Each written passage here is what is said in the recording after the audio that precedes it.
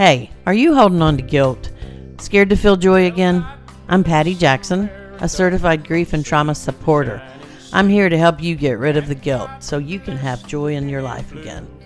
I've walked the long road of grief, first losing my husband in 2018, and most recently, losing both of my parents. I know the valleys are deep, but you don't have to walk them alone. Together, we're leaning into our faith to find real, lasting hope. It's time to rebuild, rediscover, and reimagine. I'm so glad you're here. Earbuds in. Let's get back to loving and living your life as God intended.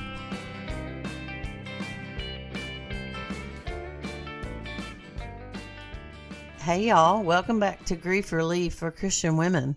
I'm Patty, and today we're talking about something that many widows and grieving women struggle with, but don't always talk about. How do you feel confident again after loss? You might think confidence means, hey, I have it all together.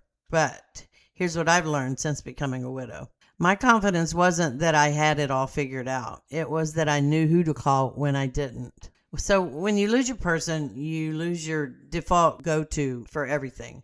We lose the partner who validated our ideas and the safety net that made us feel secure. The one who'd fix the leak or change the light bulb when needed. The one you would bounce ideas off of. The one who'd remind you you're not crazy when life falls apart. Or the one who would hug you when you fall apart. And rebuilding confidence. It doesn't mean becoming superwoman overnight. Let's rebuild the confidence you once had, empowering you to make decisions again and embrace new possibilities. I had terrible anxiety when Ralph died about making decisions. Let it be known that I was never a good decision maker before or after Ralph, but when he passed away, I worried that every decision I made would be the wrong one.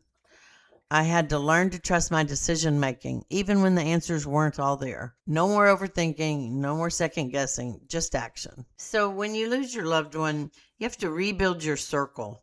You have to rebuild your circle with the people you can trust, the ones who know you best, and the ones who might even offer that they have someone to help you with whatever problem you're having. It could be a banking question or a financial issue. It could be mowing the lawn. Just ask your friends and your family, and I'm sure they have something to offer. I just had to learn to listen to them and take action. You don't have to feel confident to begin, but you do have to begin in order to feel confident. If you're ready to rebuild more than just your calendar, if you're ready to rebuild your confidence and connections, then you're listening to the right podcast today. You're not meant to do this alone. Let's do this together. Let's rebuild your confidence, which is learning to trust your decision making even when the answers aren't all there. Overcome the isolation. Step out of fear of doing things on your own and embrace a supportive community. Release guilt. Let go of the heavy burden of guilt and fear that paralyzes you. I'm going to be honest. Grief has a way of shaking everything inside of you. It can shake your faith. It can shake your plans that you have for the future. It can shake your identity. It can absolutely shake your confidence. Suddenly, you're making decisions alone. You're trying to do things you've never done before. You're walking into rooms without the person who always stood beside you. It's a whole different world, and it shakes you up. It's hard to believe how shaken up you can be. And somewhere along the way, you might start questioning yourself, like I did. Can I do this? Am I strong enough? Will I ever feel like myself again? If you've asked any of these questions, you're in good company. After Ralph died from a massive heart attack, my entire world changed overnight. We made most decisions together. We had dreams together. We built a whole life together. Then suddenly I was standing alone, making decisions I never wanted to make. There were things I had never handled by myself before. There were financial decisions, which I always handled by myself, but I had him to bounce those things off of. I was making home decisions for the future, like should I sell my house or keep the house? Should I try to keep up with the maintenance on that big property, or should I not worry about that we had dreamed of being there our rest of our lives? Some days I wasn't even confident about getting up out of bed. I remember thinking, what if I mess this up? such as when I decided to sell the house. What if I didn't do it right? Did any of you feel that way? Maybe you had to sell your home like I did, or maybe you had to move. And I think I moved 5 times in 4 years, 3 years maybe. Did you ever handle the finances before you lost your loved one? In my case, thank God I had done most of it, so that wasn't a big threat to what was coming. At least I knew passwords, all those things that most people go through now, which is a nightmare to try to get into someone else's data on their computer without passwords or any knowledge of it. So write those things down right now. Put them in a safe place. I use Keeper Password or something like that. I just keep it on my iPhone. Confidence doesn't disappear because you're incapable. It disappears because grief changes the landscape of your life. You aren't navigating familiar territory anymore. You're learning a whole new map. That's why I call this the grief journey. Confidence isn't something you find, it's something you build. Just think about when you were a teenager. It took me, for instance, a long time to have enough confidence to think that I was good enough to try out for cheerleading or the gymnastic team. It took a long time to build that in me. I was probably 13 or 14, and Ralph's only been gone 8 years. So that's 8 years of trying to build a new confident woman inside of me. So it's not overnight, people. One of the biggest lessons I've learned is this: confidence doesn't come before action. Confidence comes from action. Most of us think, when I feel confident, then I'll do the thing. But God often works the other way around. You take that step, then confidence grows. As you heard me say many times before, I started this podcast because my husband died, and my journey wasn't easy.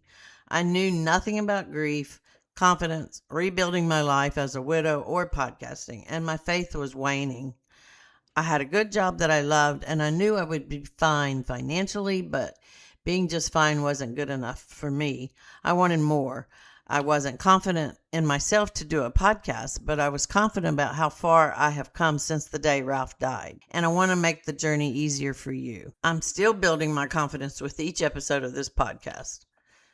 I'm proving that even after a devastating loss, you can rebuild a life filled with confidence, purpose, and hope. And I want that for you too. Every small step you take after loss is evidence that you are stronger than you think. Every bill you've paid, every difficult conversation you've had, every holiday you survived, every morning you've gotten out of bed when you didn't want to. I know the feeling. I was there, but trust me on this. I'm here now, and it's not near as dark as it was 8 years ago. You may not feel strong, but look at what you've already survived. Okay, so there's 3 ways to rebuild confidence after loss. You stop comparing yourself to the old you. The woman you were before loss isn't gone, but you are changed, and that's okay. You don't need to become who you were. You're becoming who God is creating now. Give yourself permission to stop measuring your progress against your past. And number 2, celebrate small wins. Grief has a nasty habit of making us focus on what's still broken. Instead, start noticing what is working.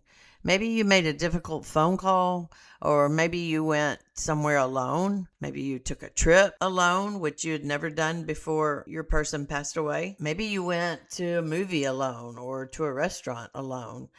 I personally had never done that, but I have done it since Ralph's been gone, and it's not as hard as I thought it would be. Maybe you laughed today, and that felt tremendously guilty because we think we're not supposed to laugh after our person's gone. But that's a huge step forward. Small victories become big confidence over time. Remember who defines you. This is a perfect saying for this. Your confidence can't be based on your circumstances.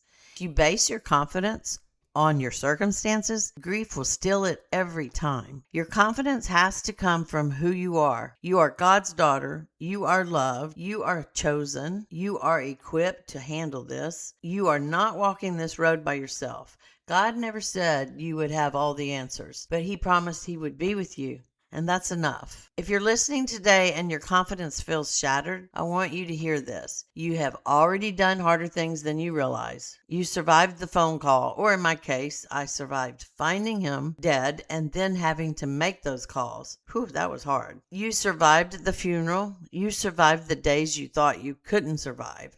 And while you may still have tears, questions, and difficult moments, you're proving every single day that God is carrying you forward. Confidence isn't about never being afraid. It's about moving forward even when you are afraid. This week, I want you to do something I call confidence inventory. Grab a notebook and write down 3 things you've accomplished since your loss. They don't have to be big. Just here are some suggestions that I put on mine. Handled some paperwork. Let's just say, it could be an insurance form. You traveled alone.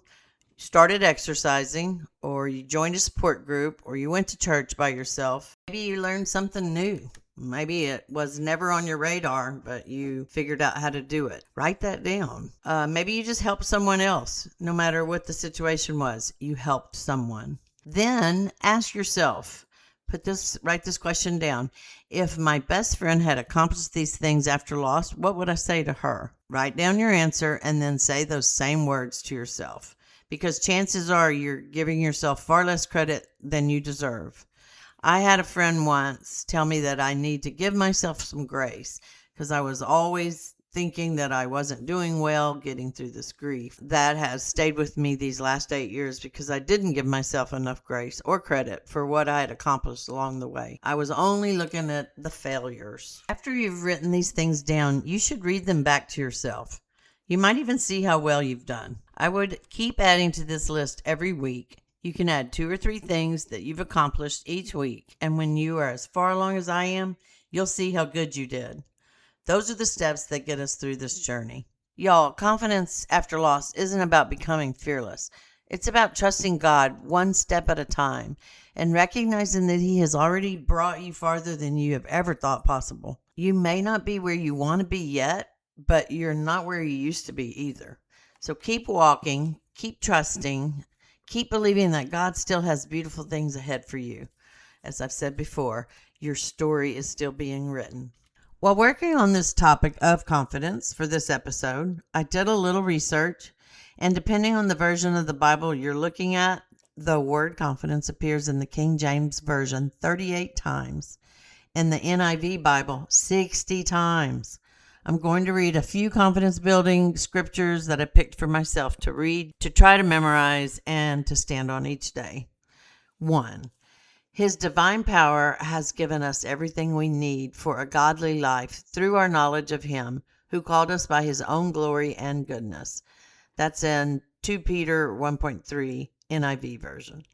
This is a well-known New Testament verse where the Apostle Peter reminds believers that they are completely spiritually equipped by God. 2. This is the confidence we have in approaching God, that if we ask anything according to His will, He hears us. And if we know that He hears us, whatever we ask, we know that we have what we ask for of Him. That is 1 John 5:14 through 15. And this is a well-known biblical passage emphasizing confidence in prayer.